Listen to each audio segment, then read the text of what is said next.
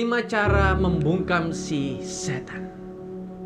Setan atau si iblis adalah pendusta, penipu. Dalam Yohanes 10 ayat 10 berkata, ia datang hanya untuk mencuri, membunuh, dan membinasakan. Ia bekerja keras dan menggunakan banyak waktu untuk meyakinkan pemikiran orang Kristen bahwa orang Kristen tidak memiliki kekuatan dalam Yesus Kristus.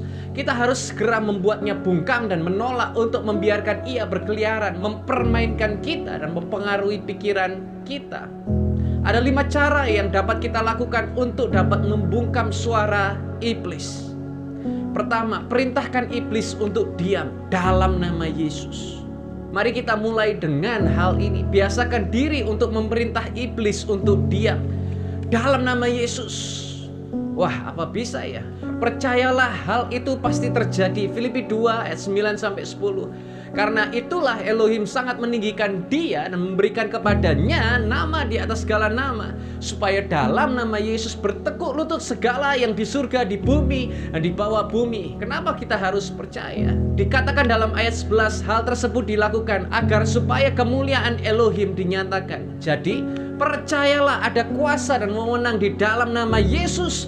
Ketika Tuhan sudah punya tujuan demi kemuliaannya, maka pasti terjadi.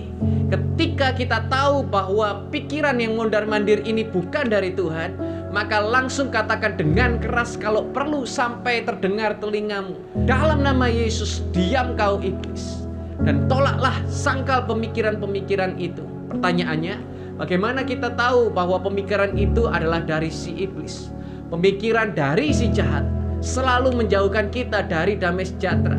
Jika kekhawatiran, amarah, kesal yang kita pikirkan itulah dari si iblis, kita perlu membuat ia berhenti. Katakan, diam kau iblis. Dengan demikian, iblis tahu bahwa engkau bukan lagi orang yang dapat dipengaruhi dengan pemikiran-pemikiran jahatnya. Ada istilah, bisa karena biasa. Semakin banyak kita melakukannya, semakin mudah kita akan mengenali dan dapat membungkamnya dengan segera.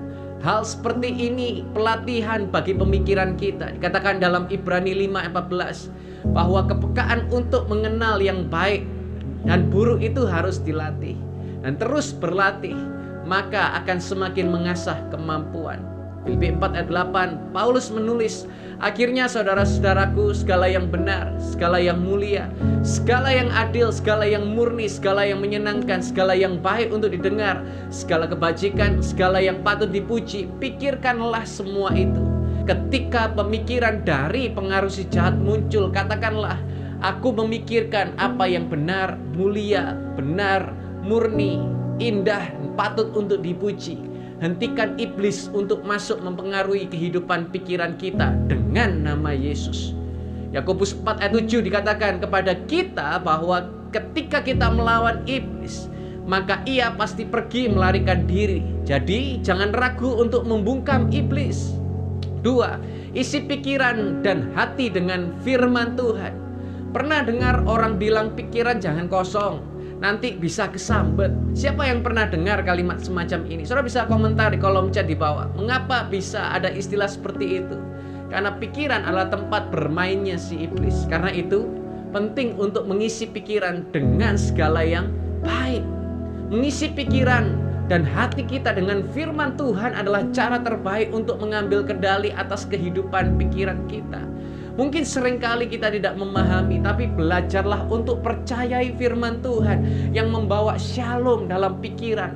Sebab firman itu adalah Kristus sendiri. Firman Tuhan dikatakan juga sebagai buku kehidupan yang mengajar, mendidik, memberi tuntunan.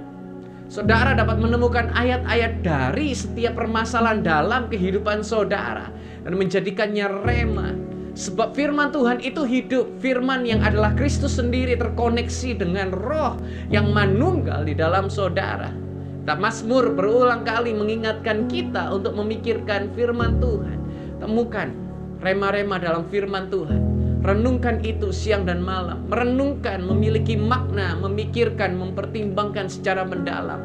Utarakan pertanyaan menggunakan apa, mengapa, siapa, bagaimana, kapan, di mana untuk memulai perenungan membaca firman. Efesus 6 ayat 10 berkata, firman Tuhan adalah salah satu perlengkapan senjata melawan tipu muslihat iblis. Gunakanlah. Mudah bagi pemikiran negatif muncul ketika kita menghadapi suatu kondisi. Akan tetapi, iman timbul dari pendengaran akan firman Kristus. Jadi terus dengar firman Tuhan. Isi pikiran dengan firman Tuhan. Juga dengan cara mendengarkan khotbah, atau saudara bisa mengikuti Bible study, program-program yang lain untuk bisa mendapatkan pengertian lebih mengenai kebenaran firman Tuhan yang dapat mengubahkan hidup, membangkitkan iman, dan memberi kekuatan bagi jiwa saudara. Ingat, latihlah dirimu untuk melawan iblis dengan mengenakan firman. Yang ketiga sekarang, merenungkan kebaikan Tuhan. Yesus itu benar, Yesus itu indah, Yesus itu mulia. Dan kita dapat menghabiskan hari-hari kita untuk merenungkan tentang Yesus daripada memikirkan semua pikiran buruk setan. Kalau bisa memilih yang baik, kenapa harus pilih yang buruk? Pikirkan tentang banyak berkat yang Yesus berikan kepadamu. Pikirkan tentang belas kasihan dan anugerah yang Yesus telah berikan kepadamu sepanjang hidupmu. Pikir tentang semua yang terbaik yang akan datang. Mazmur 145 ayat 5-7, New King James berkata, I will meditate on the glorious splendor of your majesty and on your wondrous works. Men shall speak the might of your awesome acts, and I will declare your greatness. They shall utter the memory of your great goodness and shall sing your righteousness. Aku akan menceritakan semarak kemuliaanmu yang agung, perbuatanmu yang menakjubkan. Dan mereka akan berbicara tentang kedahsyatan perbuatanmu yang menakjubkan. Dan aku akan memberitakan kebesaranmu. Mereka akan menyatakan peringatan tentang kebaikanmu yang berlimpah-limpah, dan akan bernyanyi atas kebenaranmu. Katakan dalam terjemahan New King James, meditate. Ini adalah merenungkan dan memperkatakan tentang perbuatan-perbuatan kedahsyatan, kebesaran, kebaikan yang berlimpah yang Tuhan nyatakan. Mulailah mengisi pikiran dan hati saudara dengan kebaikan Tuhan. Pilihlah untuk mengisi pikiran dengan yang baik, bukan dengan sinetron yang tak kunjung jelas akhirannya, atau malah berujung pada perceraian, perselisihan yang membuat kita menjadi parno dalam kehidupan. Yang keempat, buat daftar ucapan syukur. Ketika iblis mondar-mandir dalam pikiran Anda, mencoba mengecoh pikiran, berhenti dan buatlah daftar rasa syukur. Membuat daftar rasa syukur adalah cara yang baik untuk mengubah pemikiran kita dan mengingatkan kita tentang kebaikan Elohim. Berkat-berkat apa yang ada di sekeliling kita yang seringkali tidak terlihat. Berkat Tuhan tidak tentang berapa banyak uang yang saudara dapatkan. Yang terpenting mulai berpikir tentang apa yang saudara tidak dapat lakukan sendiri tanpa Anda dapat kendalikan. Seperti jantung Anda masih berdetak, darah yang masih mengalir dalam vena Anda.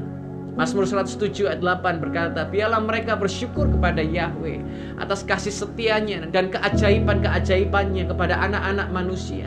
Sebab dia memuaskan jiwa yang rindu dan dia mengenyangkan jiwa yang lapar dengan kebaikan. 5. Isi pikiran dengan pujian. Selain dengan firman, isilah pikiran dengan puji-pujian. Berikanlah pujian dan penyembahan dengan lagu-lagu menghadang musuh. Si jahat dapat pula dilakukan dengan melakukan pujian penyembahan kepada Tuhan. Mungkin engkau bukan seorang worship leader.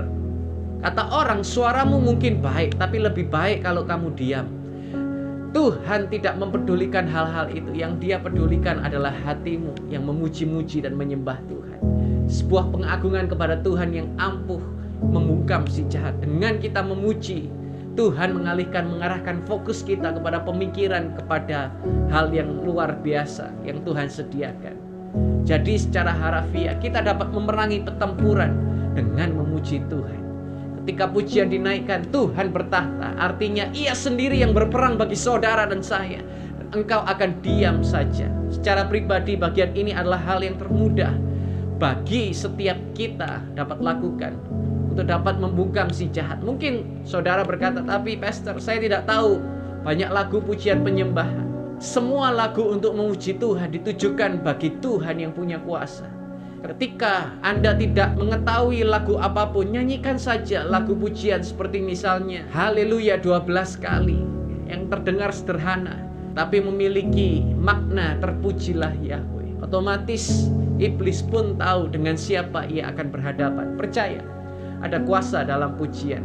Pada akhirnya kita dapat mengubah hidup pikiran oleh kekuatan Yesus. Bahkan jika Anda telah menghabiskan bertahun-tahun merenung dengan pikiran yang salah, buat pikiran Anda hari ini untuk memulai renungkan segala yang baik, benar, membangun, dan memberi harapan. Ada kuasa terbesar di dalam kita yang lebih besar dari kuasa apapun yang di dunia ini. Iblis hanyalah penipu yang mengaum-ngaum seperti singa. Akan tetapi dia tidak punya kuasa akan hidup saudara sebagai orang yang sudah ditebus. Biarlah bukan hanya rohmu yang ada dalam kendali Kristus, tapi begitu juga jiwa dan tubuh saudara. Bagi saudara yang diberkati, jangan lupa untuk like, subscribe, dan komen di tayangan ini. Saya percaya bahwa kita tidak lagi hidup di dalam tekanan iblis, tapi setiap kita ditentukan untuk hidup lebih daripada pemenang. Tuhan Yesus memberkati saudara.